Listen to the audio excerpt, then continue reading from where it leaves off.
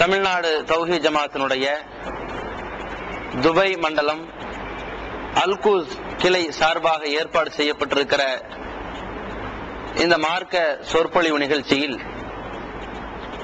ஆடம்பர உலகமும் அழியா மறுமையும் என்ற தலைப்பு தேர்வு செய்யப்பட்டிருக்கிறது.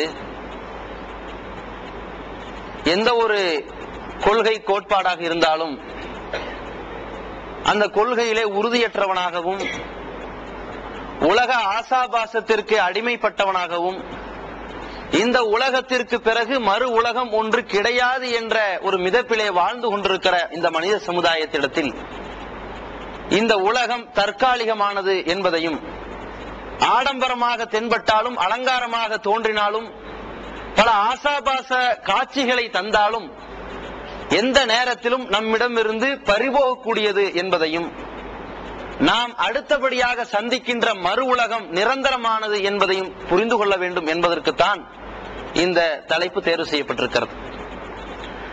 இந்த உலகத்திலே வாழ்கிற மனித சமுதாயம் ஏராளமான கடவுள் கொள்கையை இருக்கிறார்கள்.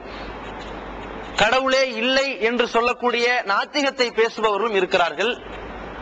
பல கடவுள் கொள்கை இருக்கிறது என்ற தவறான கொள்கையில் இருப்பவர்களும் இருக்கிறார்கள். 3 கடவுள் கொள்கை உள்ளவர்களும் வாழ்கிறார்கள். அன்பே கடவுள் என்று சொல்லக்கூடியவர்களும் இருக்கிறார்கள். சூரிய சந்திரனை கடவுளாக்கி கொண்டிருக்கக்கூடியவர்களும் வாழ்கிறார்கள். இதற்கு இடையிலே ஒரு கடவுள் கொள்கை உள்ளவர்களும் இருக்கிறார்கள். ஆனால் இப்படி கடவுள் கொள்கையிலே வேறுபட்டிருந்தாலும், ஒரு கடவுளை மட்டும் வணங்க வேண்டும் என்ற ஏகத்துவத்தை ஏற்றுக்கொண்டிருந்தாலும் இந்த மக்களுடைய நடைமுறையிலே ஒரு மாற்றம் தென்படுவதை பார்க்கிறோம். என்ன மாற்றம்? இந்த உலகம்தான் நமக்கு ஒரு சொர்க்கலோகம் என்பது போன்ற ஒரு மாயை. இந்த உலகத்தில் சம்பாதித்தால் நிம்மதியாக வாழ்ந்து விடலாம், நாம் இந்த உலகத்தில் பெரிய நிலையை அடைந்து விடலாம், இந்த உலகத்தில் நமக்கு கிடைக்கின்ற பெரிய நிலைக்காக என்ன வேணாலும் செய்யலாம், யாரை வேண்டுமானாலும் அடிக்கலாம், கொலை செய்யலாம், கொள்ளையடிக்கலாம், திருடலாம், விபச்சாரம் செய்யலாம், அடுத்தவரை ஏமாற்றி மோசடி செய்து ஏராளமான பாவங்களை சம்பாதித்திருந்தாலும் இந்த ஊரில் மிகப்பெரியவன் நான் என்ற பெயர் வாங்கிக் கொள்ளலாம், இந்த மாநிலத்தில் மிகப்பெரியவன் நான் தான், என்னை விட்டால் ஆள் இல்லை என்ற ஒரு பெருமை எடுத்துக் கொள்ளலாம், இந்த உலகத்திற்கேயே நான் தான் முதல் பில்லியனராக இருக்கக்கூடியவன், கோடான கோடிக்கு அதிபதி என்ற பெயரை வாங்குவதற்கு என்ன செய்ய வேண்டும் என்கிற அந்த சிந்தனை இருக்கிறது. ஏன் அந்த சிந்தனை என்று சொன்னால், இந்த உலகத்திற்கு பிறகு, நாம் இறந்துவிட்ட பிறகு நாளை மறுமையிலே ஒரு வாழ்க்கை இருக்கிறது என்ற ஒரு சிந்தனை இல்லாத காரணத்தினால்தான் மனிதன் இந்த மாதிரியான கடவுள் கொள்கையிலே ஒரு கடவுளை ஏற்றுக்கொண்டிருந்தாலும் உலக ஆடம்பரத்திற்கு அடிமைப்பட்டவனாக வாழ்கிறான். பொதுவாக மனிதன் எந்தெந்த விஷயத்துல பலகீனமாக இருப்பான் என்பதையும், எந்தெந்த விஷயத்துல அவன் அடிமைப்பட்டு விழுந்துவிடக்கூடிய வாய்ப்புகள் அதிகம் இருக்கிறது என்பதையும் அல்லாஹ் ரப்புல் ஆலமீன் தன்னுடைய திருமறை குர்ஆன்ல ஆலு இம்ரான் என்கிற அந்த 3வது அத்தியாயத்திலே 14வது வசனத்திலே சொல்கிறான். ஸுய்யின லின்னாசி ஹுப்பு ஷஹவாத்தி மினன் நிசாய் வல் பனீன். மனிதர்களுக்கு பெண்களை பார்த்தால் ஆசை ஏற்படக்கூடிய ஒரு எண்ணம், அதிகமான பிள்ளைகளை அமைத்துக் கொள்ள வேண்டும், பெற்றுக்கொள்ள வேண்டும், கூட்டணிகளை உருவாக்க வேண்டும் என்கிற எண்ணம். அதே போல ஒல் கனாத்திரில் முகந்தரா மின தஹபி வல் ஃபில்லா, தங்கங்களையும் வெள்ளிகளையும் பொற்குவியலாக சேர்த்த வேண்டும் என்கிற அந்த சிந்தனை. வல் ஹைலில் முஸவ்வமா வல் அன்ஆம் வல் ஹர்ஸ், அடையாளமிடப்பட்ட குதிரைகள், இன்றைய காலத்தில் வாகனங்கள். அதே போல ஏராளமான அந்த விளைச்சல் நிலங்கள், ஆடு மாடு போன்ற பண்ணைகள், இதையெல்லாம் சேமித்து வைக்க வேண்டும் என்கிற ஆசை மனிதனுக்கு அதிகமாக இருக்கிறது. அப்படி ஒரு இயல்பாகத்தான் அவன் வாழ்கிறான். ஸாலிக மத்தாஉல் ஹயாத்தி துன்யா, இது இந்த உலக வாழ்க்கையினுடைய அற்பமான ஒன்று என்று அல்லாஹ் சொல்கிறான்.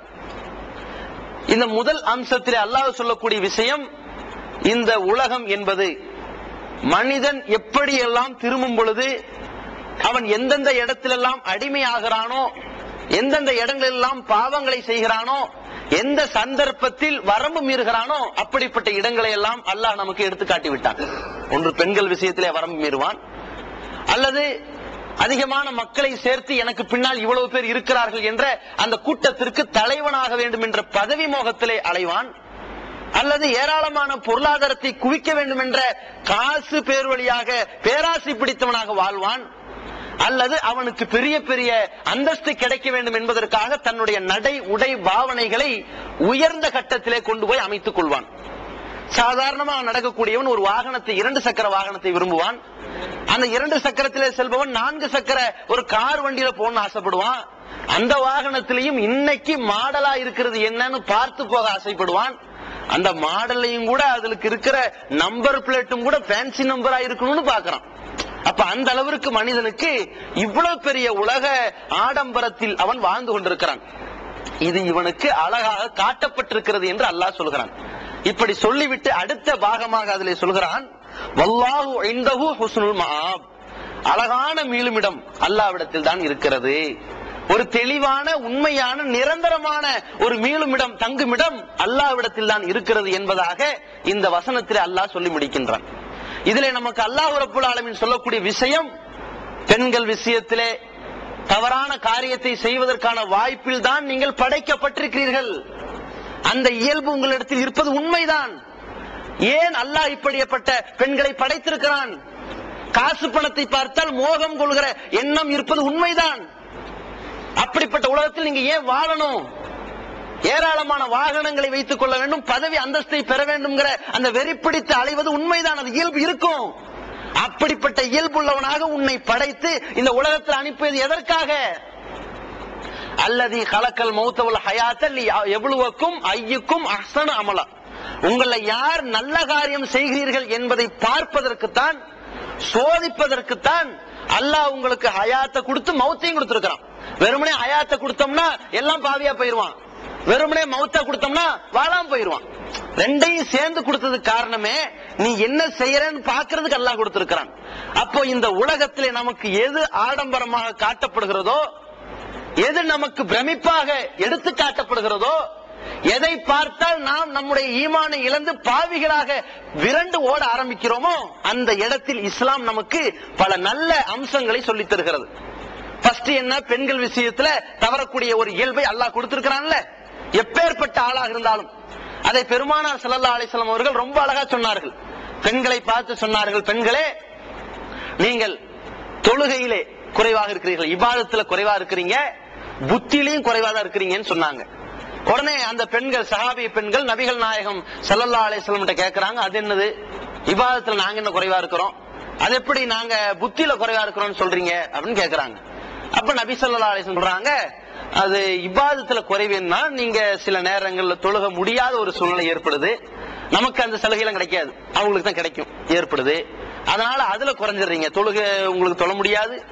அதே மாதிரி ஒரு ஆண் சாட்சி சொல்றதா இருந்தா ஒரு ஆள் தான் சாட்சி சொல்லுவான், ஒரு பொம்பளை சாட்சி சொல்றதா இருந்தா 2 பேர் வேணுங்க. உங்கள்ட்ட இருக்கிற அந்த ஞாபக திறமை கம்மி தான். ஒரு மிரட்டினாலும் கூட அந்த சாட்சி விடுவிட்டு ஓடி போயிரும். எந்த நேரத்துக்கு துணிஞ்சு வந்து சாட்சி செய்ய முடியுதா? சப்போர்ட்டுக்கு ஒரு ஆள் தேவைப்படுறாங்க. அப்ப அந்த விஷயத்திலையும் நீங்க பலகீனம் தான். ஆனால் ஒன்று, எப்பேற்பட்ட அறிவாளியாக இருந்தாலும் திறமசாலியாக இருந்தாலும் அவர்களை எல்லாம் கிளப்பி அவர்களை மயக்கி விடுகிற விஷயத்துல நீங்க பெரிய ஆளா இருக்கிறீங்க நபி ஸல்லல்லாஹு அலைஹி சொல்றாங்க. அப்ப அந்த அளவிற்கு நாம எதுல ரொம்ப ஒரு பெண்ணாசை ஒரு பொன்னாசை என்பது மனிதனை மயக்கக்கூடியன்னு சொல்லுவாங்கல்ல. ஒரு மனிதன் காசுக்கு விழுந்துருவான், அல்லது பொண்ணுக்கு உழக்கூடியவன் உழுகிறானோ இல்லையோ பெண்ணுக்கு உழுந்துருவான்னு சொல்லுவாங்க. அப்ப பெண்ணாசையில நம்முடைய வாழ்க்கையை எப்படி அமைத்துக் கொள்ள வேண்டும்ங்கிறத இஸ்லாம் நமக்கு காட்டி கொடுத்துருச்சு. உங்களுக்கு திருமணம் முடிக்கிற சக்தி இருந்துச்சுன்னா திருமணம் முடிச்சிருங்க. நபிகள் நாயகம் ஸல்லல்லாஹு அலைஹி வஸல்லம் அழகான முறையில் அந்த வழிமுறையை காட்டி கொடுத்திருக்கிறாங்க. மனிஸ்ததா மின்குமுல் பாஅத ஃபல்யதஸவ்வஜ், உங்கள திருமணம் முடிக்கிறதுக்கான அந்த உடல் சக்தி பொருளாதார சக்தி இருக்குமானால் திருமணம் முடித்துக் கொள்ளுங்கள். ஃபஇன்னஹு அகவுலுல் லில் பஸர், அது பார்வையை தாழ்த்தக்கூடியதாகவும், அஹ்ஸனுல் ஃபர்ஜ், தன்னுடைய கற்பை அழகாக்கக்கூடியதாகவும் அதை கண்ணியப்படுத்தக்கூடியதாகவும் இருக்கிறது. அது வரைக்கும் நல்லவனா இருப்பான்ல. திருமணம் முடித்து குடும்பத்தவனா வாழ்ந்தா நல்லவன். தலதறிக்கு திரிஞ்சு தருதலையா போனான்னா பொறுக்கிங்கிற பேர் வாங்கிறான்ல. அதனால அவனுடைய கற்பை பேணி பாதுகாக்கும் விஷயத்திலும் இந்த திருமணம் அவனுக்கு ஊண்டுகோலாக இருக்கிறது என்று நபி ஸல்லல்லாஹு அலைஹி சொன்னாங்க. முடியலன்னா நோன்பு வைத்துக் கொள்ளுங்கள் சொன்னாங்க. அதுவும் ஒரு மனிதன் ஒரு திருமணம் முடிக்கிறான், அவனோடு அந்த உலக அந்த ஆடம்பரத்துல பார்க்கும் பொழுது தவறான சிந்தனை வருகிறது. அப்படிதான் இருக்கு இயல்பு. என்னதான் அழகான ஒரு மனைவி இருந்தாலும் அவனுக்கு இன்னொரு பெண்ணை பார்த்தாலும் அது அழகு தன் மனைவியை காட்டிலும் குறைவாக தென்பட்டாலும் அது அந்நிய பெண் என்கிற ஒரு பாணியில் பார்க்கும் பொழுது ஒரு வித்தியாசமாக, ஒரு அழகாக, ஒரு மயக்கும் விதமாக தெரிகிறதா இல்லையா? அதற்கு இஸ்லாம் நமக்கு அழகான ஒரு சலுகையை கொடுத்து, ஃபன்கிஹு மா தாபலக்கும் மினன் நிசாஇ மஸ்னா, 2 திருமணம் முடிச்சுக்குங்க, அவர் சுலாச 3 திருமணம் பண்ணிக்கங்க, அவர் ரூபா 4 பண்ணிக்கங்க, 4ஓட நிப்பாட்டிக்கங்க அப்படிங்கறத நமக்கு சொல்லி, ஏன் இந்த 4 திருமண கலாச்சாரத்தை அல்லாஹ் உண்டாக்கினான்? ஏன் 3 திருமணம் பண்ணுன்னு சொல்லி கொடுத்தான்? ஏன் 2 பண்ணிக்கன்னு சொன்னா? நல்ல முறையில உன் இளமையை கழித்துக்கொள், பாவியா போய் பெண்ணிடத்துல விழுந்து விபச்சாரத்தினுடைய மானங்கெட்ட படுகொலியில விழுந்துராத என்பதை இந்த துன்யாவில் நீ சந்திக்கிற, நாம் சந்திக்கிற இந்த பெண்ணுடைய இந்த பலகீனத்தில் உன்னை வென்றெடுப்பதில் உன் கையில் இருக்கிறது. இந்த மாதிரி சலுகையை பயன்படுத்தி என்று இஸ்லாம் சொல்கிறது. காசு பணத்துல எப்படி? காசு பணம்னா என்ன பண்ணிடுறாங்கன்னா, இது ஆடம்பர உலகம், சம்பாதிக்க கூடாது, சேர்த்து வைக்க கூடாது, வீடு கட்டுறாங்க குடிசை வீடு போதும் இப்படி நினைச்சுக்கிட்டாங்க. ஆடம்பர உலகம்னா அதுல மூழ்குவதுன்னா இதல்ல. நமக்கு ஒரு வீடு இருக்குது, நம்ம ஒரு மாடி வீடு கட்டலாமா? கட்டலாம், தப்பு இல்ல. ஹலாலான முறையில சம்பாரிச்சு கட்டலாம். 2 மாடி வீடு கட்டிக்கலாம், ஒரு கோட்டை கட்டிக்கலாம். இதே மாதிரி ஒரு ஊர்ல ஒரு 10 ஏக்கர் நிலம் வச்சுக்கலாம், பிரச்சனை இல்ல, வாங்கிக்கலாம், விற்கலாம், எது வேணாலும் பண்ணலாம். அப்ப என்ன அளவுகோல்? நாம சம்பாதிப்பதனுடைய நோக்கம் சரியா இருக்கணும், சேர்த்து வைக்கிற நோக்கம் சரியா இருக்கணும், கட்டுற வீட்டிற்கான நோக்கம் சரியா இருக்கணும். எதுப்பா வீடு கட்டுற? வசதி கட்டிக்கிறேன், பிரச்சனை இல்ல. எதுக்கு வீடு கட்டுற? இதே ஊர்ல, இதே தஞ்சாவூர் மாவட்டத்துல இந்த மாதிரி வீடு எங்கேயும் எவனும் பார்க்க கூடாது, அது கட்டுறேன், இது முடிஞ்சு போச்சு. அப்பதான் அவனுக்கு கூடாது போயிருது. இதே மாதிரி என்னுடைய வீடு இருக்கக்கூடிய உயரம் மாதிரி உலகத்துல எங்க இருக்க கூடாது. நோக்கம் என்னைக்கு பெருமைக்கு வருகிறதோ அன்றைக்கே முடிந்து விட்டது, அவன் பாவியாகி விடுகிறான். அதே மாதிரி நம்ம சேர்த்து வைக்கிறோம். எதுக்குங்க இடம் வாங்குறீங்க? காசு இருந்தா செலவாயிருதுங்க, ஒரு 10 ஏக்கர் நிலம் வாங்கி போடலான்னு இருக்கிறேன். இன்னைக்கு ஒரு நல்ல விலைக்கு போகுது, நாளைக்கு வேற ஒரு நல்ல விலைக்கு போகுது, அது பண்ணலாம், பண்ணிக்கலாம், தப்பு இல்ல. இல்லைங்க வேற எதுக்கு வாங்குறீங்க? அது எதுக்குன்னா, மச்சான் இருக்கான் பாருங்க, அவனுக்கு வெறும் 8 ஏக்கரா தான் இருக்கான். நான் 1 ஏக்கரா கூட்டிட்டு வைங்க, எனக்கு தனி கௌரவம். இவனாவது 8 ஏக்கரா, பிச்சைக்கார பையன் யாரு? பொதுமக்கள் பார்த்துட்டு அவனுக்கு 1 சென்ட் இடம் கூட இருக்காது, அவன் பேசுவான். இவருக்கு 8 ஏக்கராங்க, அவருக்கு 25 ஏக்கரா. இவன் வர்றது 2 வீலர் தான் வருவான், இவனுக்கு அந்த 2 வீலர், சைக்கிள்ல போற வக்கு இருக்காது, பேசுற பேச்சு 2 வீலர் தாங்க வரான், கார்ல வராருங்க இந்த பேர் வாங்குறதுக்கு. இப்படி இந்த நோக்கத்திற்காக இடம் வாங்குவானே, ஆனால் அவன் ஆடம்பரத்தில் அழிந்து விட்டான் என்பது பொருள். அதே மாதிரி இந்த இன்னொரு இடம் என்னன்னு சொன்னா, ஒரு பணத்தை சம்பாதிக்க கூடியவன், அதை சேமிக்க கூடியவன் எந்த அளவுல எவ்வளவு வேணாலும் சேர்த்தலாம், தப்பு கிடையாது. இருப்பது போதாது என்ற சிந்தனை தான் வரக்கூடாது. என்னதான் சம்பாதிச்சு என்ன பிரயோஜனங்க, ஒரு 10,000 தான் கிடைக்குது அப்படிமா. இங்க இருக்கிறவன் அவனுக்கு 10,000, அங்க ஊருக்கு 1 லட்சம். அவன் என்ன சொல்லுவான்? என்னத்தை சம்பாதிச்சு என்னத்தை கிழிச்சோம், வெறும் 10,000 தான். இதே 10,000 அங்க 1 லட்சம் இருக்குது. அவன் ஊர்ல வாழும் போது வெறும் 5,000 ரூபாய் சம்பாதிக்கும் போது பரக்கத்தா இருந்தவன் இது 10,000 பரக்கத்துலங்கிறான். ஏன்? பேராசை. இந்த பேராசையை பொறுத்த வரைக்கும் காசு பண விஷயமாக இருந்தாலும், இந்த பதவி சேர்த்துற விஷயத்துல இருந்தாலும் சரி, சொத்து சேர்த்துற விஷயமா இருந்தாலும் இந்த 3 அளவுகோல் தாங்க. தமிழ்நாடு தௌஹீத் ஜமாத்தின் சமுதாய சீர்திருத்த பணிகள் நபிகள் நாயகம் ஸல்லல்லாஹு அலைஹி வஸல்லம் அவர்கள் எடுத்துரைத்த சத்திய மார்க்கத்தை அதன் தூய வடிவில் எடுத்துச் சொல்வதில் தனி முத்திரை பதித்து வரும் ஒரே ஜமாத் தமிழ்நாடு தௌஹீத் ஜமாத். குர்ஆனுக்கும் நபி வழிக்கும் முரணாக முஸ்லிம் சமுதாயத்தில் நுழைந்துவிட்ட பல அனாச்சாரங்களையும் மூட நம்பிக்கைகளையும் அப்புறப்படுத்தி அவர்கள் இரையச்சமுடையோராக ஆக வேண்டும் என்பதற்காக பல்வேறு மாநாடுகள், மாதந்தோறும் 100கணக்கான பொதுக்கூட்டங்கள், தெருமுனை கூட்டங்கள், உள்ளரங்கு நிகழ்ச்சிகள், பெண்களுக்கான தனி நிகழ்ச்சிகள், இஸ்லாத்தை பற்றி முஸ்லிம்களுக்கு ஏற்படும் சந்தேகங்களை போக்கிட இஸ்லாம் ஓர் எளிய மார்க்கம் எனும் சிறப்பு நிகழ்ச்சிகள் என பல்வேறு நிகழ்ச்சிகளை தமிழ்நாடு தௌஹீத் ஜமாத் நடத்தி வருகிறது. தமிழகமெங்கும் ஆடியோ வீடியோ சிடிக்கள், டிவிடிக்கள் மற்றும் பல நூல்கள் அடங்கிய இலவச நூலகங்கள், உலகமெங்கும் இஸ்லாத்தை எடுத்துரைக்க பல்வேறு தனியார் தொலைக்காட்சிகளின் மூலம் தினந்தோறும் பலதரப்பட்ட நிகழ்ச்சிகள், ரமலான் மாதம் முழுவதும் சஹர் நேர சிறப்பு நிகழ்ச்சிகள், தலைசிறந்த மார்க்க அறிஞர்களின் பலவித ஆக்கங்களுடன் முஸ்லிம் சமுதாயத்தின் ஒப்பற்ற இதழ்களாக ஏகத்துவம் மற்றும் தீன்குல பெண்மணி ஆகிய மாத இதழ்கள் நாட்டு நடப்புகளை சமுதாய சிந்தனையுடன் மார்க்க நெறிமுறைகளுக்கு உட்பட்டு எடுத்து எடுத்துரைக்க உணர்வு வார இதழ். இது மட்டுமல்லாது எழுத்துப்பூர்வமாகவும் தொலைபேசி மூலமாகவும் சந்தேகங்களை போக்கிட தனி குழு, உலகெங்கும் வாழும் தமிழ் பேசும் மக்கள் எந்த நேரத்திலும் இஸ்லாத்தை பற்றி அறிந்திட www.onlinepj.com, www.tntj.net போன்ற இரு இணையதளங்கள். நபி வழியில் புனித ஹஜ்ஜை நிறைவேற்றிட ஹஜ் பயிற்சி வகுப்புகள், மக்களிடையே குழப்பம் ஏற்படுத்துபவர்களை அடையாளம் காட்டுவதற்காக பல்வேறு விவாதங்கள், முஸ்லிம் சமுதாயத்திற்கே சவாலாக இருக்கும் வரதட்சணையை ஒழிப்பதற்காக பல்வேறு நிகழ்ச்சிகள் மற்றும் விழிப்புணர்வு கூட்டங்கள். இதன் மூலமாக இறைவனை அஞ்சி வாங்கிய வரதட்சணையை திருப்பிக் கொடுக்கும் சாதனை நிகழ்ச்சிகள்,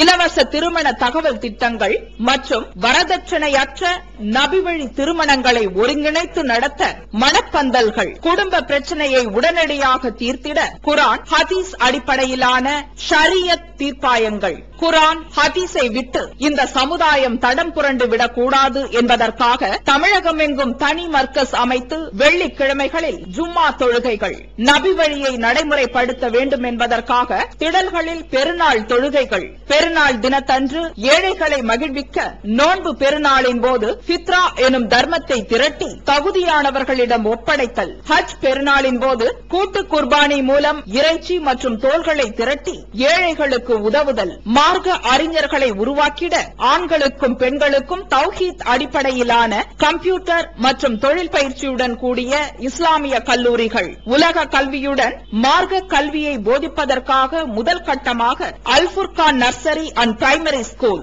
மாவட்டந்தோறும் தர்பியா எனும் நல்லொழுக்க பயிற்சி முகாம்கள், பலதரப்பட்ட பள்ளிகளிலும் கல்லூரிகளிலும் படிக்கும் மாணவ மாணவிகள் தடம் புரண்டு விடக்கூடாது என்பதற்காக ஒவ்வொரு வருடமும் கோடைக்கால பயிற்சி வகுப்புகள்.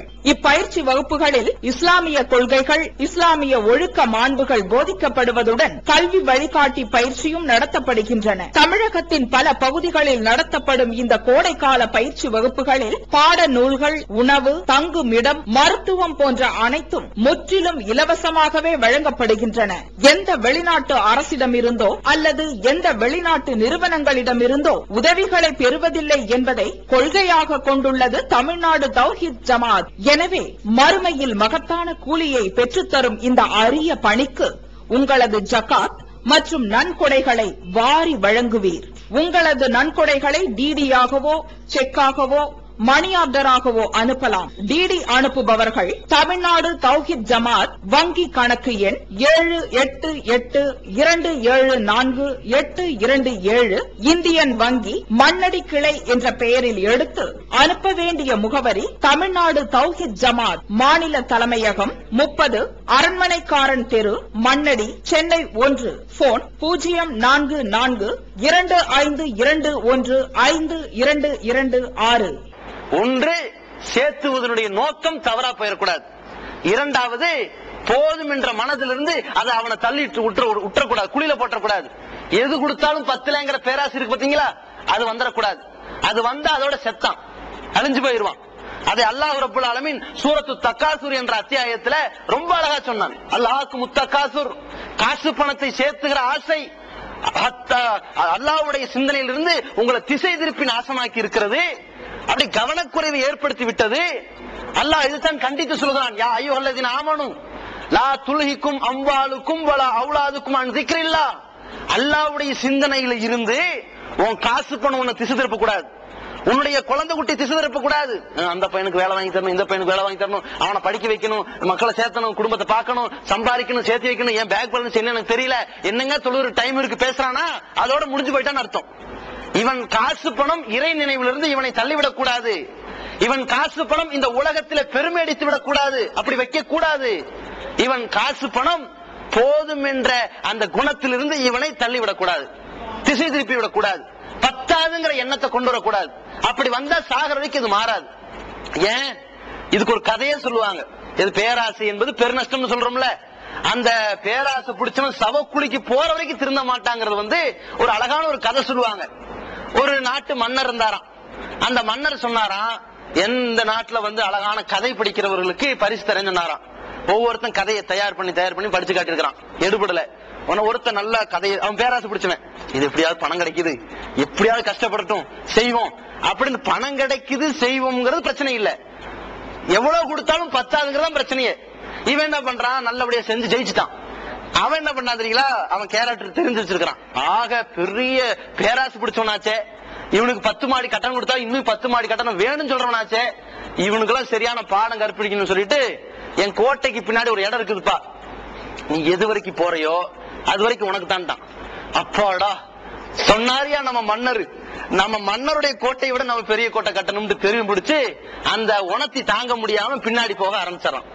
எவ்வளவு யோசிச்சு பாக்குறான். நம்ம மெதுவா நடந்து போனோம்னா ஒரு ஏக்கரெல்லாம் முடிக்க முடியாது. ஓடி பாப்போம்னு ஓடுறான் ஓடுறான் ஓடுறான்.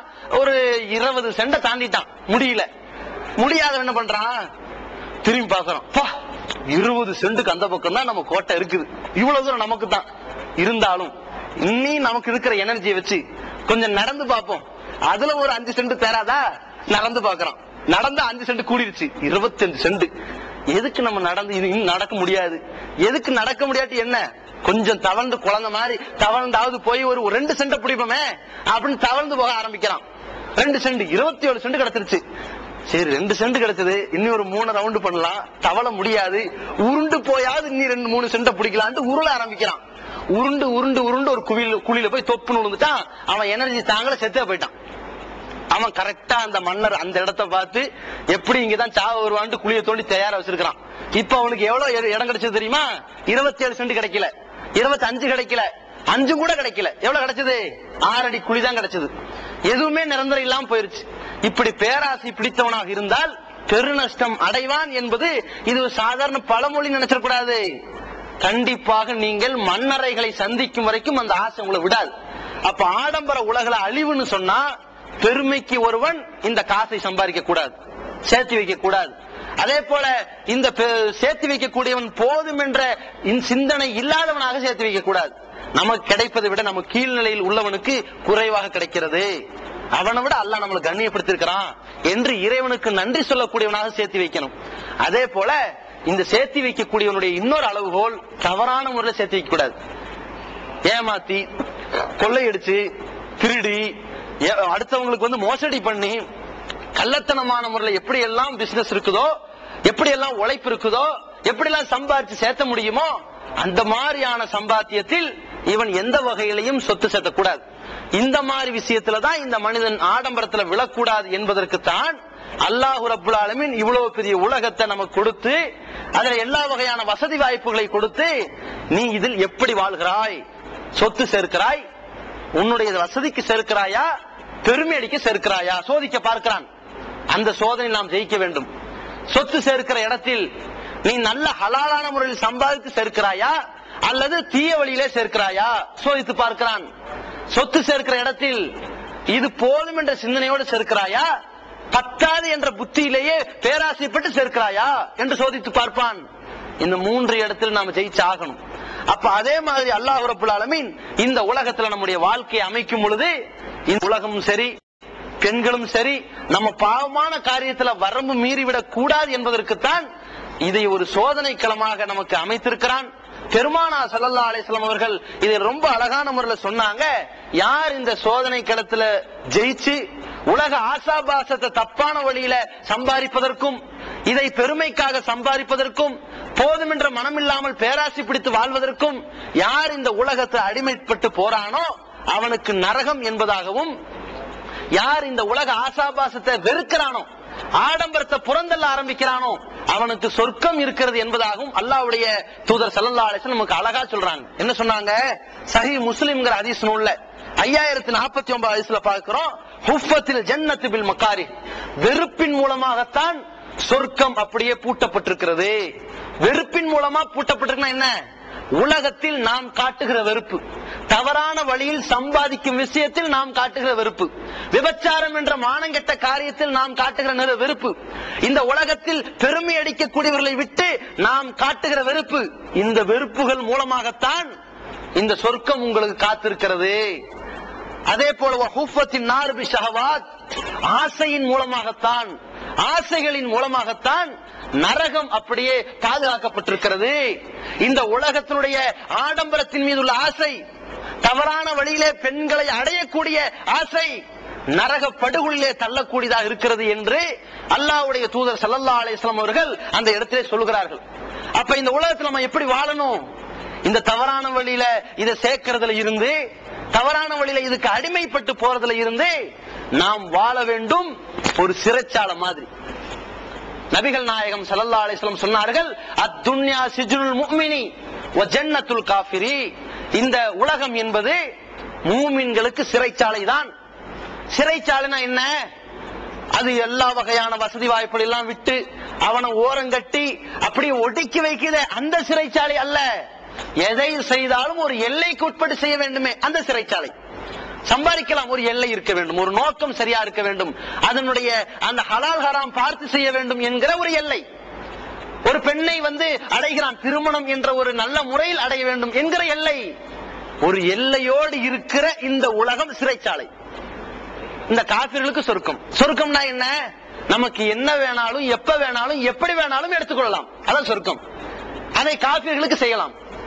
அவர்கள் எப்படிப்பட்ட தவறான காரியத்தில் ஈடுபடலாம், மது போதையிலே மூழ்கி சாகலாம். அவர்களுக்கு, கொள்கையற்றவர்களுக்கு தேவையா இதெல்லாம்? இல்லை.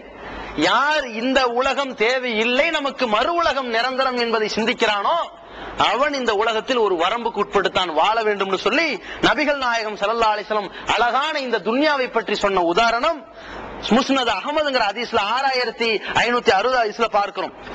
அதே மாதிரி பாருங்க, இந்த உலக ஆசாபாசம் அடிக்கடி வரக்கூடிய ஒன்று.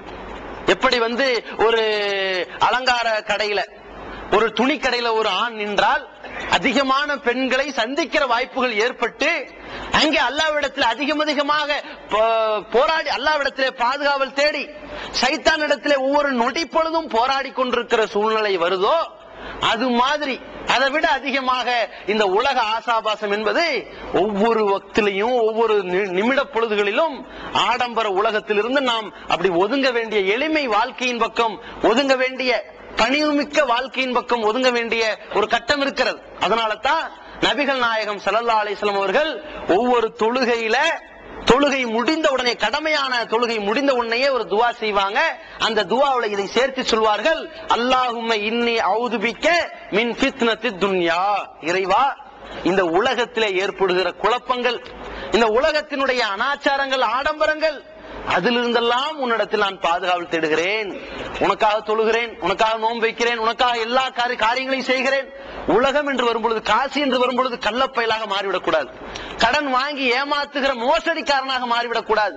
இவன் என்ன செய்துவிட முடியும் என்ற ஏமாத்துக்காரனாக மாறிவிடக் கூடாது என்பதற்காக இந்த உலகத்திலே இருக்கிற ஆடம்பரத்திலிருந்து, குழப்பத்திலிருந்து, சீரழிவிலிருந்து உன்னிடத்தில் பாதுகாவல் தேடுகிறேன் என்று சொல்லி நபிகள் நாயகம் ஸல்லல்லாஹு அலைஹி வஸல்லம் அதிகமாக அந்த பாதுகாவலை தேடுவார்கள் என்ற ஹதீஸ் சஹீஹுல் புகாரில 2822 ஹதீஸ்ல பார்க்கிறோம். இப்படிப்பட்ட அந்த பாதுகாவலை தேடிய நபி ஸல்லல்லாஹு அலைஹி வஸல்லம் தன்னுடைய வாழ்க்கை எப்படி அமைச்சுக்கிறாங்க தெரியுமா? அல்லாஹ்வுடைய தூதருடைய வாழ்க்கை எப்படி அமைத்துக் கொள்கிறார்கள் என்றால், ஒரு நாள் அப்துல்லா பின் மசூத் ரலியல்லாஹு அன்ஹு நபி அவர்களை பார்க்கிறார்கள். அல்லாஹ்வுடைய தூதர் அவர்கள் ஒரு ஜனாதிபதி, ஒரு நாட்டு மன்னர், உலகத்திற்கெல்லாம் ஒரு தூதர். அப்படிப்பட்ட மூமின்களுடைய உயிரை விட மேலானவர். அல்லாஹ்வுடைய தூதர் அவர்களுடைய காலில் முள் படிந்தாலும் அதை பிடுங்குவதற்கு உயிரை கொடுக்கக்கூடிய சஹாபாக்களை கொண்டவர்கள். அந்த தூதர் அவர்கள் அமர்ந்து கொண்டிருக்கும் பொழுது அவருடைய முதுகுப்புறத்தை பார்க்கிற அப்துல்லா பின் மசூத் ரலியல்லாஹு அவர்கள் பரிதாபப்பட்டு சொன்னார்கள், அல்லாஹ்வுடைய தூதரே, என்ன ஈச்சங்கையினுடைய அந்த கயிற்றினுடைய கட்டிலே தூங்கி தூங்கி உங்களுடைய முதுகெல்லாம் ஒரு வடுவாக இருக்கிறதே, காயமாக இருக்கிறதே. நீங்கள் சொன்னால் குறைசிகள் போடக்கூடிய போர்வைகளை கொண்டு வந்து தருவோமா இல்லையா கேட்கிறார்கள். அல்லாஹ்வுடைய தூதர் அவர்கள் அங்கே வாங்குற வசதி இல்லை. அவர்கள் நினைத்தால் வாங்கலாம். எப்படி? பைத்துல் மால்ல கைய வச்சு காசை பிடுங்கி இருக்கிற சொத்து, சேகரிக்கப்பட்ட சொத்தை வித்து ஏமாத்தி செய்யலாம். ஆனால் ஒரு நாட்டை ஆள்பவன், அவனிடத்தில் காட்டப்படுகிற எளிமை, அந்த நாட்டிலே வாழ்கிற எல்லா மக்களிடத்திலும் அந்த எளிமை தொடர வேண்டும் என்ற ஒரு முன்மாதிரியை உண்டாக்கின அல்லாஹ்வுடைய தூதரவர்கள் சொன்னார்கள், மானவ துன்யா, என்னப்பா எனக்கு இந்த உலகத்துக்கு சம்பந்தம்? என்னவோ பெரிய போர் வதறங்கிறீங்க, எனக்கு இந்த உலகத்துக்கு என்ன சம்பந்தம்? இல்லா கது இஸ்தவல்ல ரஜுலுன் ராக்கிபுன், ஒரு பிரயாணம் செய்யக்கூடியவன் ஒரு மரத்துக்கு அடியிலே போய் நிழலாடுகிறான், அங்கே போய் ராகத்து பெறுகிறான், சும்மா தரக்கா, பிறகு மீண்டும் பிரயாணத்தை தொடர்கிறான், அதை விட்டு விடுகிறான். அந்த கொஞ்ச நேரம் நிழல் பெற்றான், அதான் துன்யா. இந்த கொஞ்ச நேரம் நிழல் பெறுகிற அளவிற்கு இருக்கிற இந்த துன்யாவில் இருக்கும்போது எனக்கு மத்த போர்வை வேணுமா, மத்த ஆடைகள் வேணுமா? என்ன நினைக்கிறார்கள்? நம் நாட்டு மன்னராக இருந்தாலும் கூட நமக்கு இருக்கிற செல்வாக்கில் பொதுமக்கள் கொடுக்கிற இந்த பொருளாதாரத்தை வைத்துக் கொண்டு நமக்கு கோட்டை கட்டலாம், பெரிய ஆடம்பரமான வாழ்க்கையிலே மூழ்கலாம். நாம் உத்தரவிட்டால் இந்த நாடு நமக்கு கீழே அடிபணியக்கூடிய அந்தஸ்திலும் இருந்தாலும் கூட அல்லாஹ்வுடைய தூதர் அவர்கள் தன்னுடைய அந்த கைத்துக்கட்டளை மாற்றாமல் தன்னுடைய வாழ்க்கையை கடத்தியிருக்கிறார்கள் என்றால் உலக ஆடம்பரத்தினுடைய வெறுப்பு, அதன் மீது அல்லாஹ்வுடைய தூதர்கள் காட்டிய வெறுப்பு இப்படி வேலை செய்ய வைக்கிறது. இந்த சஹாபிட்ட அல்லாஹ்வுடைய தூதர்கள் இப்படிப்பட்ட ஒரு பதிலை சொல்லி இருந்தால் அந்த சஹாபாக்கள் எப்படி உருவாயிருக்காங்க பாத்தீங்களா? இப்படிப்பட்ட ஒரு முன்மாதிரி அந்த உத்தம தோழர்களை எப்படி உருவாக்கி இருக்கிறது தெரியுமா? தோழர்களுக்கென்றே ஒரு கவிதையை சொல்வார்கள். கிழிந்த ஆடையிலும் கூட தன்மானம் காத்து நாகரீகம் கற்றுக் கொடுத்தவர்கள் இந்த உத்தம தோழர்கள் சஹாபாக்கள். எப்படி வாழ்ந்தார்கள்? அல்லாஹ்வுடைய தூதர் ஸல்லல்லாஹு அலைஹி வஸல்லம் அவர்கள் மதீனா நகரத்திலே ஒவ்வொரு நபி தோழரும் அவருக்கு முடிந்த அளவிற்கு அந்த மஸ்ஜித் நபவியை கட்ட வேண்டும் என்பதற்காக செங்கலை தூக்குகிறார்கள். ஒரு சஹாபி ஒரு செங்கலை தூக்குகிறார், இன்னொருத்தர் உமர் அவர்கள் 2 தூக்குகிறார்கள். இப்படி எல்லாரும் தூக்கி கட்டுகிற நேரத்திலே அல்லாஹ்வுடைய தூதர் ஸல்லல்லாஹு அலைஹி வஸல்லம் அவர்கள் பார்த்து ஒரு பிரார்த்தனை செய்கிறார்கள். அல்லாஹும்ம லா ஈஷல் இல்லா ஈஷல் ஆகிரா, இறைவா மறுமை வாழ்க்கையை தவிர இந்த உலக வாழ்க்கை எதுவுமே கிடையாது, அதை எதிர்பார்த்தானே இவர்கள் வந்தார்கள். ஃபக்ஃபிர் லில் முஹாஜிரின வல் அன்சார், இந்த ஹிஜ்ரத் செய்து வந்தவர்களுக்கும் அவர்களுக்கு உதவி செய்த அன்சாரிகளுக்கும் பாவ மன்னிப்பு கொடு இறைவா என்று அந்த எளிமையான வாழ்க்கைக்காக இவர்களுக்கு பாவ மன்னிப்பு தேடக்கூடிய ஒரு சம்பவத்தை நாம் சஹீஹுல் புகாரியில இதை பார்க்கின்றோம். எந்த அளவுக்கு பாருங்க, 3797 ஆயிசுல வருது. அல்லாஹ்வுடைய தூதர் ஸல்லல்லாஹு அலைஹி வஸல்லம் அந்த சூழ்நிலையை பார்க்கறாங்க. எப்படிப்பட்ட தோழர்கள், எவ்வளவு பெரிய குடும்பம், எவ்வளவு பெரிய கோத்திரம், எவ்வளவு பெரிய பதவி, எவ்வளவு பெரிய வீடு, ஆடம்பர வாழ்க்கை, அதையெல்லாம் விட்டு விட்டு மக்காவிலிருந்து இந்த தூதர் சொன்னார்னு பின்னாடி வந்தார்களே, அவர்கள் எதை நோக்கி வந்தார்கள்? அல்லாஹ்வுடைய தூதர்கள் சொல்லிக் கொடுத்த உதாரணத்தை நோக்கி வந்தார்கள். அல்லாஹ்வுடைய தூதர் ஸல்லல்லாஹு அலைஹி வஸல்லம் சொல்லிக் கொடுத்த அந்த உதாரணம் என்ன தெரியுமா? ஒரு கோழி தன் குஞ்சுகளை அடைகாத்து தக்க வைக்கக்கூடிய அளவிற்கு சொல்வார்கள். எப்படி சொன்னார்கள்? அந்த மக்களை பார்த்து நபி ஸல்லல்லாஹு அலைஹி வஸல்லம் சொன்னார்கள், லிகாபு கௌசின் ஃபில் ஜன்னah கைர் மிம்மா தத்லு ஷம்சு வ மா தக்ருபு. சஹீஹுல் புகாரியில 2793 ஆயிசுல வருகிற ஒரு ஹதீஸ். இந்த சொர்க்கத்திலே இருக்கிற ஒரு வில், அந்த வில்லிலே கட்டப்படுகிற ஒரு நூல் இருக்கிறதே, அந்த நூல் என்பது சொர்க்கத்திலே இருக்கிற அந்த ஒரு சாட்டை நூல் இருக்கிறதா இல்லையா, அந்த நூல் இந்த உலகத்தில் சூரியன் எங்கே உதிக்கிறதோ அங்கிருந்து எங்கே மறைகிறதோ அது வரைக்கும், அதாவது பூமி சுத்துகிற அத்தனை பகுதி, அதை விட சிறந்தது என்று சொல்லிக் கொடுத்தார்கள். நீங்கள் நினைக்கிறீர்கள் நம்முடைய உடை, நம்முடைய ஆபரணங்கள், நம்முடைய அலங்கார பொருட்கள், நம்முடைய வாகனங்கள், நாம் கட்டிய வீடுகள் எல்லாம் ஒரு நொடி பொழுதில் சர்வ நாசமாகி போய்விடும். அல்லாஹ் கொடுத்திருக்கிற, கொடுக்கவிருக்கிற, அல்லாஹ் தயார்படுத்தி வைத்திருக்கிற அந்த சொர்க்கத்திலே கிடைக்கிற ஒரு சாட்டை உலகத்தை விட சிறந்தது என்று சொல்லிக் கொடுத்த உதாரணங்கள் மூலமாக பக்குவப்படுத்தப்பட்ட அந்த தோழர்கள் எப்படி இருந்தார்கள்? வந்தார்கள், தன்னுடைய மக்கமா நகரத்திலிருந்து வந்தார்கள். இந்த உலகம் தேவையில்லை, இந்த நாடு தேவையில்லை, அல்லாஹ் ஒருவனை வணங்க வேண்டும் என்பதற்கு எதையும் இழக்க தயார் என்று வந்தார்கள். மதீனாவிலே வாழ்ந்தவர்கள் என்ன செய்தார்கள்? என் சொத்திலே உனக்கு சரிபாதி தருகிறேன், என் தோட்டத்தில் சரிபாதி தருகிறேன் என்று முன்ன பின்ன தெரியாத, பழகாத, கூட பிறக்காத, சொந்தம் இல்லாத, பந்தம் இல்லாத, உறவுக்காரன் இல்லாதவரெல்லாம் ஒரு தோழர் என்று அறிமுகப்படுத்தப்பட்டு, இந்த தோழர் உனக்கு சகோதரர் என்று சொல்லப்பட்ட உடனேயே சொத்தில் பாதி என்று தருகிறானே, சொந்த அண்ணனுக்கே ஏமாத்திர வஞ்சம் வைக்கிற காலம் இது. அன்னைக்கு முன்ன பின்ன தெரியாதவனுக்கே சொத்த பாதி எழுதின காலம் அது. எப்படி? அதான் சஹாபாக்கள். அந்த சஹாபியை பார்த்த வாழ்க்கை பின்னாடி வந்த மக்கள் எப்படி இருந்துச்சு தெரியுங்களா? அது அதை விட பரிசுத்தமா இருந்துச்சு. சஹாபாக்கள் எதை தியாகம் செய்து வந்தார்களோ அந்த எளிமையான வாழ்க்கையை பார்த்தவர்கள் தாபியின்கள். அவர்கள் வாழ்க்கை எப்படி? இதே எளிமை, உலகத்தினுடைய அடிமை இல்லாம, ஆடம்பரத்தை எதிர்பார்க்கி ஓடாம, அதுல பெருமையை பாராட்டாம, அதை எதிர்பார்த்து வாழாம, அதற்காக அல்லாஹ்வுடைய சிந்தனை விட்டு தன்னை திசை திருப்பி விடாம, அல்லாஹ்வுக்கு செய்ய வேண்டிய கடமைகளை எல்லாம் செய்யாம இப்படி போவார்களே, அந்த வாழ்க்கைக்கு அவர்கள் போகவே இல்லை. எப்படி? இன்னைக்கு ஒருத்தன் சம்பாதிக்கிறான்னு சொன்னா உயர்வை நோக்கி சம்பாதிக்கிறான், பெருமைக்காக சம்பாதிக்கிறான், அல்லது போதும் என்ற மனம் இல்லாமல் சம்பாதிக்கிறான், அல்லது தன் குடும்பத்திற்கு சேர்த்து வைக்க வேண்டும், ஒரு வசதி தேவை என்பதற்கு சம்பாதிக்கிறான். இது பிரச்சனை இல்லை, மார்க்கத்துல கூடும். தன்னுடைய குடும்பத்திற்கும் தன்னுடைய சந்ததிகள் நிம்மதியாக வாழ்வதற்கும் சேர்த்துவது, அதற்கு நாம் படுகிற கஷ்டங்கள் பரவாயில்ல. சில பேர் என்ன செய்யறாங்க, 15 வருடங்கள் 20 வருடம் தொடர்ச்சி இங்கேயா. ஏன்? அவனுக்கு அந்த சிந்தனை அல்ல. தன் மனைவியோடு அவன் தன்னுடைய கடமையை செய்ய வேண்டிய கடமையை தூக்கி எறிந்தாலும் எவ்வளவு சொத்து சேர்த்தோம் என்பதனுடைய சிந்தனைக்கு வந்து விடுகிறான்.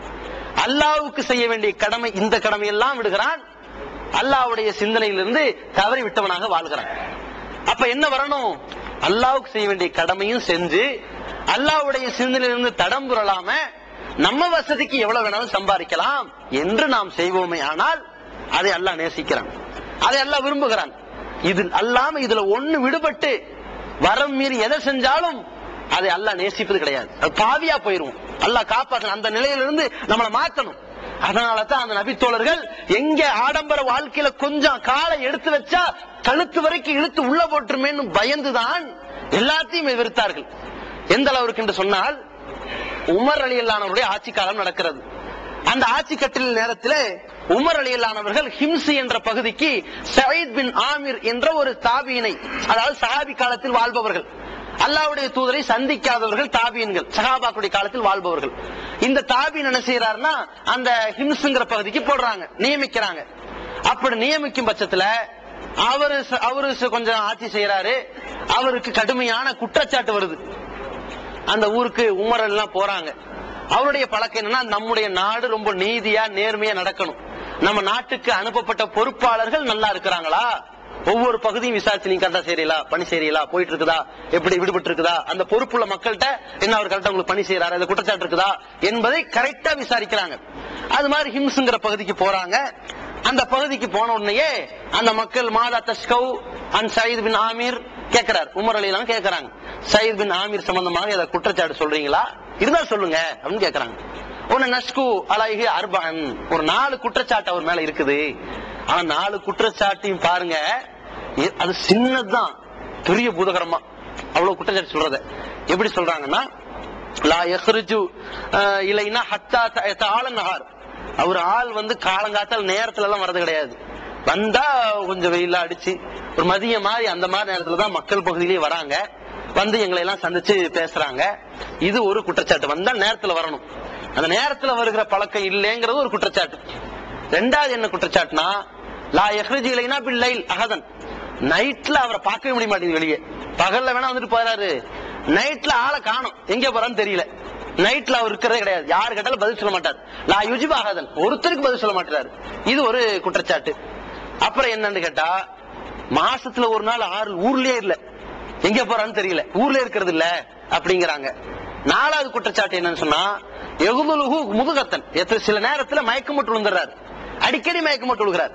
இவர் யாரு பொறுப்பாளி, இப்படியா இருக்கணும், தொப்பு தொப்புன்னு விழுந்தா என்ன பண்றது, இவரை தூக்குறதுக்கே நாங்க போராடுற மாதிரி இருக்குது, அப்ப என்ன காரணம் அப்படின்னு சொன்ன உடனேயே சயீத் பின் ஆமீரை கூப்பிட்டு, இது எப்படி ஒரு ஆள் இல்லாத நேரத்துல அப்படியா போட, நீ நிர்வாக தேவையில்லை போ அப்படி தள்ளி விடல, கூப்பிட்டு உன் சம்பந்தமா 4 குற்றச்சாட்டை சொன்னாங்களே, இதை நீங்க ஏத்துக்கிறீங்களா?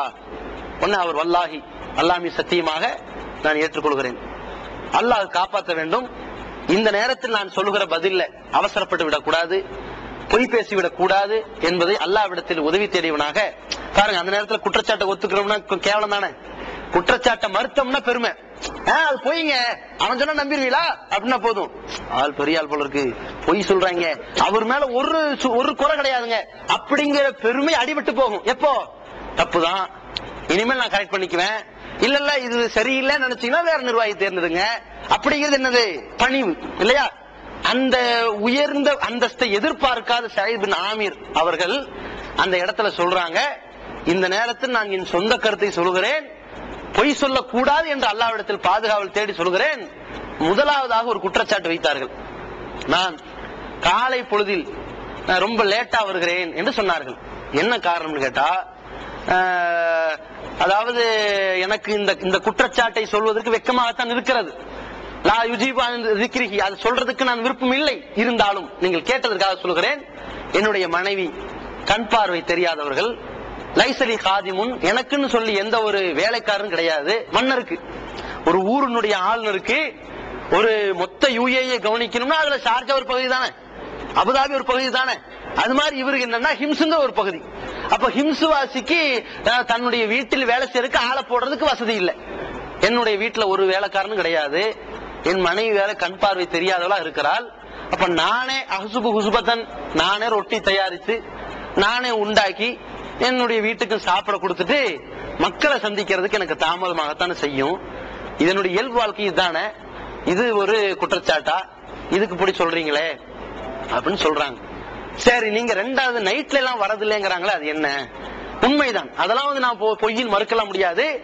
பகலெல்லாம் இந்த மக்களோடு கழித்து விடுகிறேன், இரவெல்லாம் படைத்த ரப்புல் ஆலமீன் கழிக்க வேண்டும் அல்லவா, அதனால் நான் இரவிலே சென்று விடுகிறேன். நபிகள் நாயகம் ஸல்லல்லாஹு அலைஹி வஸல்லம் ஒரு இடத்துல சொன்னாங்க, திருமதிங்கிற ஹதீஸ்ல வருது, என்ன சொன்னாங்க? அப்சு சலாம், சலாத்தி பரப்புங்க, வஅதீமு துஆம், பசித்தவர்களுக்கு உணவு கொடுங்கள், வஸில் அர்ஹாம், உறவினர்களை நெருங்கி வாழுங்கள், வஸல்லு வன்னாசு பின்னியாம், மக்கள் எல்லாம் உறங்கிக் கொண்டிருக்கும் பொழுது நீங்கள் தொழுங்கள். இந்த இரவுல தொழுகிறது அது ஒரு சிறப்பான காரியம், அரிதான காரியம், கடமை அல்ல, விரும்பினா தொழுகலாம். அப்படி செய்யுங்கள். ததுகுலுல் ஜன்னத பிஸ்ஸலாம், சுவனத்தில் எளிமையாக இலகுவாக சென்று விடுவீர்கள். சுவனம் செல்ல எளிய வழியாக அல்லாஹ்வுடைய தூதரவர்கள் இந்த 4 அம்சத்தை சொல்லி கொடுத்தாங்க. அதுல என்ன சொன்னாங்க? நைட்டு தொழுங்கன்னு சொன்னாங்கல்ல, அதை அப்படி பிடிச்சுக்கிட்டு ரசூலுல்லாஹி ஸல்லல்லாஹு அலைஹி வஸல்லம் தொழுவாங்க நைட்டு, அதே மாதிரி இவருடைய வாழ்க்கைய இரவெல்லாம் நான் இறைவனுக்கு கழிக்கின்றேன், அதனால நான் வெளியே வரது கிடையாது அப்படின்னு சொல்றாங்க. மூன்றாவதாக, மாசத்துல ஒரு நாள் நான் ஊர்லயே இருக்கிறது இல்லைன்னு சொன்னாங்க. அந்த காரணத்தை சொல்றதுக்கு நான் வெக்கப்பட்டு தான் ஆக வேண்டும். ஆனால் நான் சொல்லித்தான் ஆக வேண்டிய சூழ்நிலை. லைசலி ஹாதிமுன், எனக்கு என்ற ஒரு வேலைக்காரன் யாரும் கிடையாது. எகுசிலு தௌபி என்ற ஆடையை துவைப்பதற்கு ஒருத்தனும் கிடையாது. அதனால எனக்கு இருக்கிறது ஒரே ஒரு ஆடை தான். லாம் பத்தில லகு, அந்த ஆடைக்கு மாற்று ஆடையாக ஒரு ஆடையும் கிடையாது. கலட்டினா அவ்வளவு அம்மனம் தான். அப்படிப்பட்ட ஒரு நிலை. இன்னைக்கு மிஸ்கீனு கூட அந்த நிலை இல்லை. இன்னைக்கு அவனுக்கே 4 ஆடை இருக்கும். இவருடைய நிலை அன்னைக்கு ஒரு ஆடை தான். மாற்று ஆடை இல்லாத நேரத்துல ஒரு மாதத்துல ஒரு நாள், ஏன்னா இருக்கிற ஆடையை வச்சுட்டு வாரத்துல போறதுக்கு முடியாது, அந்த பாலைவன ஊரு. அதனால அங்கிருந்து ஏதாவது ஒரு நீர்நிலைக்கு போய், யாருக்கும் தெரியாத இடத்துக்கு போய் ரகசியமா இருந்து நான் குளித்து என் ஆடையை துவைத்து ஒரு ஓரத்தில் வைத்து ஒரு பகுதியில ஒளிந்து கொண்டு ஆடை காய்ந்த பிறகு நான் எடுத்து அணிந்து வருவதற்கு ஒரு நாள் தேவைப்படுது அப்படிங்கிறார். சரி, அடிக்கடி மயக்கம் போடுற அளவுக்கு வீக்னஸா இருக்கிறீங்களே, என்ன செய்தி அப்படின்னு கேக்குறாங்க. அது என்னன்னு சொன்னா, நான் நபிகள் நாயகம் ஸல்லல்லாஹு அலைஹி வஸல்லம் அவர்கள் இந்த மார்க்கத்தை மக்களிடத்திலே மதீனாவிலே சொல்லும் பொழுது கடுமையான எதிர்ப்புக்கு உள்ளாக்கப்பட்டார்கள். அப்பே ஹுபைபுல் அம்சாரி என்று சொல்லக்கூடிய ஹுபைப் ரலியல்லாஹு அன்ஹு அவர்கள் இந்த மார்க்கத்தை சொன்ன காரணத்திற்காக மக்காவிலே அவர்கள் பிடித்து செல்லப்பட்டு தூக்கு மேடையிலே ஏற்றப்படுகிறார்கள். ஏற்றப்படுகிற அந்த நேரத்திலும் கூட, அப்பொழுது இன்னி முஷ்ரிக்குன், நான் முஷ்ரிக்காக இருந்தேன், மூமினாக இல்லை. லா யுமினு பில்லாஹி, அல்லாஹ்வை நான் ஈமான் கொள்ளல, வல ரசூலிஹி, அல்லாஹ்வுடைய தூதரை நான் நம்பல. ஆனால் ஹுபைபுக்காக வேண்டி வாதாடக்கூடிய இடத்தில் தான் நான் இருந்தேன். அப்பொழுது நான் நினைத்திருந்தால் ஹுபைபை விட்டுருங்கன்னு கெஞ்சியாவது அவரை இழுத்துட்டு வர முடியும். அப்ப அந்த நேரத்தில் நான் சும்மா இருந்தனாலதான் ஹுபைப் அவர்கள் தூக்குல ஏற்றப்பட்டார்களே. அப்ப என் கண் முன்னால் என்னுடைய இந்த இஸ்லாமிய சகோதரன் தூக்கில் ஏற்றப்பட்ட சம்பவத்தை நான் நினைக்கும் பொழுதெல்லாம் இதற்காக அல்லாஹ் என்னை தண்டித்து விடுவானோ, நாளை மறுமையிலே இந்த ஒரு காரணத்திற்காக என்னை நரகத்திலே தள்ளி விடுவானோ என்ற ஒரு காரணம்தான். அடிக்கடி இதை நினைக்கும் பொழுது என்னையே தாங்க முடியாமல் என்னுடைய மனநலம் பாதிக்கப்பட்டு நான் விழுந்து விடுகிறேன் அப்படின்னு சொல்கிறார். இதை ஹில்லியத்துல் அவுலியா என்ற, அவுலியானு கதை கப்சா நினைச்சக்கூடாது, ஹில்லியத்துல் அவுலியா என்ற ஒரு ஆதாரப்பூர்வமான அந்த வரலாற்று தொகுப்பு நூல். அதுல 1ஆம் பாகத்துல 246வது பக்கத்துல இந்த செய்தி பதிவு செய்யப்பட்டிருக்கு. அப்ப இப்படிப்பட்ட ஒரு தோழர்களுடைய அந்த வாழ்க்கை வரலாறுகள், அல்லாஹ்வுடைய தூதர்களுடைய முன்மாதிரியை பார்த்து உருவாக்கப்பட்ட தோழர்களை பார்த்து இந்த தோழர்கள் உருவாகி இருக்கிறார்கள் என்றால் என்ன காரணம்? உலக ஆடம்பரம் என்பது எந்த நேரத்திலும் நம்மிடமிருந்து பறிபோகக்கூடியது என்பதை மிக தெளிவாக விளங்கியவர்கள் அந்த தோழர்கள். அல்லாஹ் ரப்புல் ஆலமீன் தன்னுடைய திருமறை குர்ஆன்ல ரொம்ப அழகாக சொன்னான், தில்க தாருல் ஆஹிரா, இந்த மறுமையினுடைய வாழ்க்கை, மறுமையினுடைய வீடு என்பது, சொர்க்கம் என்பது, நஜ்அலுஹா லில்லதீன லா யுரீதுன உலுவன் ஃபில் அர்த், இந்த உலகத்தில் யார் பெருமையும் பதவியும் நாடாமல் இருக்கிறார்களோ அவர்களுக்கு நாங்கள் தயார் செய்து வைத்திருக்கிறோம். வலா ஃபசாதன், இந்த உலகத்தில் யார் பாவம் செய்யாமல் இருக்கிறார்களோ அவர்களுக்காக இந்த மறுமையினுடைய வீட்டை தயார் செய்து வைத்திருக்கிறோம். வல் ஆகிபத்துல் முத்தகீன், கடைசி முடிவு, இறுதி முடிவு அது நல்ல முடிவாக முத்தகீன்களுக்கு, இறை அச்சமுடையவர்களுக்கு தான் இருக்கும் என்பதாக சூரத்துல் கஸஸ் என்ற அத்தியாயத்தில் 83ஆம் ஆயத்திலே அல்லாஹ் சொல்கிறான்.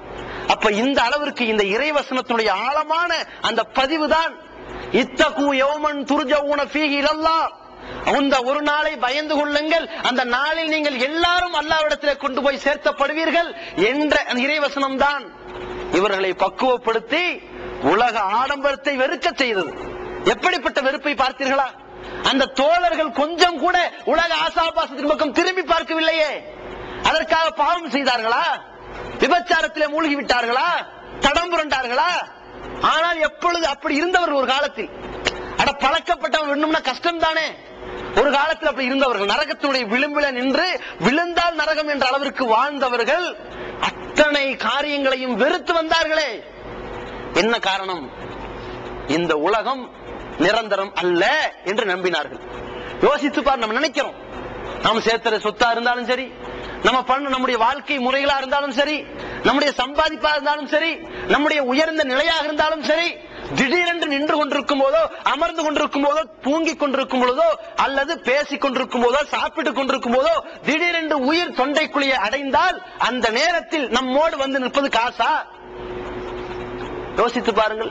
இன்னைக்கு நாம் நம்முடைய உடல் நறுமணத்தோடு கமகமம் என்று பார்ப்பவர்களுக்கு கை கொடுக்கக்கூடிய கை, பார்ப்பவர்களுக்கு அந்த ஒரு கணவன் தன்னுடைய மனைவியோடு இணைகிற இந்த உடல், தன் குழந்தையை எடுத்து அப்படியே கட்டி தழுவி முத்தமிடக்கூடிய இந்த உடல், இந்த உடலுக்கு ஒட்டி வருகிற ஆடைகள் எல்லாம், இந்த உடலிலே இருக்கின்ற உயிர் அப்படியே பிரிந்து விட்டால் அத்தனையும் வெறுக்கத்தக்கதாக, தன்னை பெற்றெடுத்த தகப்பனாரும் கூட என்னுடைய பாசத்திற்குரிய பிள்ளை இறந்திருக்கிறான், அவன் என்னோடு விட்டு விடுங்கள் என்று சொன்னாரா? குழியிலே தள்ளி விடுவார். என் தகப்பனார் இருக்கட்டும், இங்கேதான் இருக்க வேண்டும் என்று பாதுகாப்பானா? தூக்கி எறிந்து விடுவான். ஏனென்றால் அது புழுக்களுக்குரிய தீனியாக மாறிவிட்டது. அப்படிப்பட்ட இந்த உயிர் என்றைக்கும் போய்விடலாம். அதுவரைக்கும் இருக்கிற இந்த உலகம் நம்மோடு உறுதியற்று போய் ஒட்டுறவு இல்லாமல் போய்விடுமே. அதற்கு வருகின்ற வாழ்க்கை என்ன? அதுதான் நிரந்தரமான வாழ்க்கை, அதுதான் நிரந்தரமான சொத்து. அந்த நிரந்தர வாழ்க்கைக்காக உலகத்தில் நாம் எவ்வளவு சம்பாதித்து வைத்திருந்தாலும் சரி, தொழுகல, நோன்பு, அல்லாஹ்வை நம்பல, சரியா வாழல, ஆனால் சம்பாதித்து வைத்திருக்கிறோம், கோடிகளை சேர்த்து வைத்திருக்கிறோம். மறுமை என்று வருகிறது, அல்லாஹ்வின் முன்னால் நிற்கிறோம், கேள்வி கேட்கப்படுகிறது, பதில் சொல்கிற நேரத்தில் இறைவா நான் ஒரு பெரிய தங்க மலையே கொண்டு வந்து தருகிறேன் என்று சொன்னால் ஏற்றுக்கொள்வான்? அல்லாஹ் ஏற்றுக்கொள்ள மாட்டான். அதை நபிகள் நாயகம் ஸல்லல்லாஹு அலைஹி வஸல்லம் ரொம்ப அழகா சொன்னார்கள். முஸ்னத் அஹமதுல 13024 ஹதீஸ்ல பார்க்கிறோம், சொர்க்கவாசி ஒருவர் சொர்க்கத்திலிருந்து வெளியேற்றப்பட்டு அல்லாஹ் விசாரிப்பானாம், சொர்க்கவாசியே ஏதாவது தேவைப்படுகிறதா, சொர்க்கம் உனக்கு எப்படி இருக்கிறது என்று சொல்லும் பொழுது, கைரு மன்சிலி, ரொம்ப அழகாக இருக்கிறது. அல்லாஹ் இறைவா இந்த உலகத்திலிருந்து என்னை காப்பாற்றி உன்னை வணங்க செய்து என்னை நரகத்திலிருந்து எங்கள் முகத்தை திருப்பி சொர்க்கத்தில் நுழைவித்ததை விட வேற எங்களுக்கு ஏதாவது தேவையா? எதுவுமே எங்களுக்கு தேவையில்லைன்னு சொல்லுவாங்களாம். அப்படியா, நல்லா இருங்க நல்லா இருங்கன்னு சொல்லி அல்லாஹ் உள்ள அனுப்புவானாம். நரகவாசி ஒருத்தனை கூப்பிட்டு, கைஃப மன்சிலத், உன்னுடைய தங்கமிடம் எப்படி இருக்குது அப்படின்னு கேட்கும் பொழுது அவன் அப்படி உள்ள போயிட்டு தான் வந்திருப்பான். உலகத்துல நிம்மதியாக வாழ்ந்தவன், ஏசி அறைகளிலேயே தன்னுடைய வாழ்க்கையை கழித்தவன், எந்த நேரத்திலும் கூட தன் கால் பாதம் தரையில் படாத அளவிற்கு பரிசுத்தமாக மேட்டு போட்டு விரித்து தன் வாழ்க்கையை கடத்தியவன், இந்த உலகத்திலே அவன் பார்க்காத உணவல்ல, சாப்பிடாத உணவல்ல, உடுத்தாத உடையல்ல என்ற வாழ்க்கையை அனுபவித்து நிம்மதியான மரணத்தை பெற்று விட்டவனாக போனவன் அந்த நரகத்தில் அப்படி போட்டு எடுக்கப்பட்ட நேரத்தில் சொல்வான், ஷர்ரு மன்சிலி, என்னத்த வாழ்க்கை, கேடுகட்ட வாழ்க்கையா இருக்கிறது, அப்படியே பெரிய அதாபாக இருக்கிறது, கொடுமை தாங்க முடியவில்லையே அப்படின்னு சொல்லும் பொழுது அல்லாஹ் கேட்பானாம், அல் தப்ததி, இந்த நரக வேதனையிலிருந்து உன்னை காப்பாற்றிக் கொள்வதற்காக உங்க உலகத்துல இருக்கிற எல்லா தங்கத்தையும் கொண்டு வந்து தரியா என்று கேட்பானாம். உடனே ஆய் ரப்பி பலா, கண்டிப்பா கொண்டு வந்து தரேன்னு சொல்லுவானா. கதப்த, போய் பேசாத, ஏன் போய் பேசுற, முடியுமா உன்னால, போன நரகத்துக்கு அப்படின்னு தள்ளுவானாம். இந்த உலகத்தை நம்பி வாழ்ந்தவன் பெரிய நம்பிக்கை மோசடிக்கு உள்ளா எங்க போய் நிற்பான். நம்ம காசை வாங்கிட்டு நம்பிக்கை மோசடி பண்ணா நம்ம எவ்வளவு தாங்க முடியுதா? முடியல. 1 லட்சம் ரூபாய் ஒப்படைக்க ஒருத்தன்ட்ட, நாங்க கொடுங்க உங்களுடைய 1 லட்சம் இன்றைய முதலீடு நாளை எதிர்காலம் வாங்க தூக்கி போடுன்றோம். நீங்க மத்த பேங்க் எல்லாம் கொடுத்து 5 ரூபா வட்டி, எங்களிடம் கொடுங்க 10 ரூபா வட்டி, 10 ரூபா வட்டி தான் எவன்டா தருவான் அப்படின்னு கொடுத்துறான். அப்புறம் சீல் வச்சுட்டு ஓடனான்னு வைங்க, பாவிக அன்னைக்கே சொன்ன கேட்டாங்களா? அவன் இவன் கூட 5 லட்சம் ரூபாய் கொடுத்தவன், இன்னொருத்தன் 10 லட்சம் ரூபாய் கொடுத்தவன், நீ வேற நான் 10 லட்சம் ரூபாய் உனக்காவது 5மா இன்னும் 5 ரூபாய் கொடுத்த மாதிரி அப்படி எல்லாம் வைத்தறிச்சல் பட்டு போறமே. அப்ப நாம் இழக்கின்ற அந்த நஷ்டம் பண விஷயத்துல தாங்க முடியலன்னா ஒட்டுமொத்த வாழ்க்கையே போயிருமே. நாளைக்கு நிரந்தரமா நிக்குமே. 20 வருஷம் 30 வருஷம் ஒரு 40 வருஷம் எப்ப வேணாலும் மௌத்து வரலாம். குறிப்பிட்ட இந்த ஒரு சில வருடங்களுடைய வாழ்க்கை நாளை நிரந்தர வாழ்க்கையை தீர்மானிக்க கூடியதாக இருக்கிறது. எப்படி நம்ம வாழ போறோம்? நிரந்தர வாழ்க்கையாக அந்த மறுமையில நிம்மதியாக இருக்கணுங்கிறதுக்காக இந்த உலக ஆடம்பரத்தை தவறான முறையிலேயோ பெருமைக்காகவோ போதும் என்ற மனமில்லாத பேராசை கொண்டவனாகவோ அனுபவிக்க போகிறோமா? அல்லது மறுமையிலே அங்க கிடைக்கின்ற அந்த சொர்க்கத்திற்காக இதை தூக்கி எறிந்துவிட்டு அல்லாஹ்வுடைய சிந்தனையிலே வாழ்ந்து அல்லாஹ்வுடைய கடமைகளை செய்து மிக சிறந்தவனாக வாழப் போகிறோமா? இதை சோதிப்பதற்குத்தான் அல்லாஹ் இந்த உலகத்தில் நம்மை வாழ வைத்துக் கொண்டிருக்கிறான். அப்படிப்பட்ட வாழ்க்கையிலே மகத்தான வெற்றி பெற்று இந்த உலகத்தினுடைய ஆடம்பரங்களையும் ஆசாபாசங்களையும் அலங்காரங்களையும் கால் தூசிக்கு சமமாக கருதி அதை புறந்தள்ளி நாளை மறுமை நாளில் எந்த சொர்க்கம் இது போன்ற வெறுப்புகள் மூலமாக அலங்கரிக்கப்பட்டிருக்கிறதோ அந்த சொர்க்கத்தை அடையும் நன்மக்களாக அல்லாஹ் ரப்பல் ஆலமீன் உங்களையும் என்னையும் ஆக்கிடுவானாக. வாஹிருதவான அல்ஹம்துலில்லாஹி ரப்பில் ஆலமீன். அஸ்ஸலாமு அலைக்கும் வரஹ்மத்துல்லாஹி வபரகாத்துஹு. அல்லாஹ்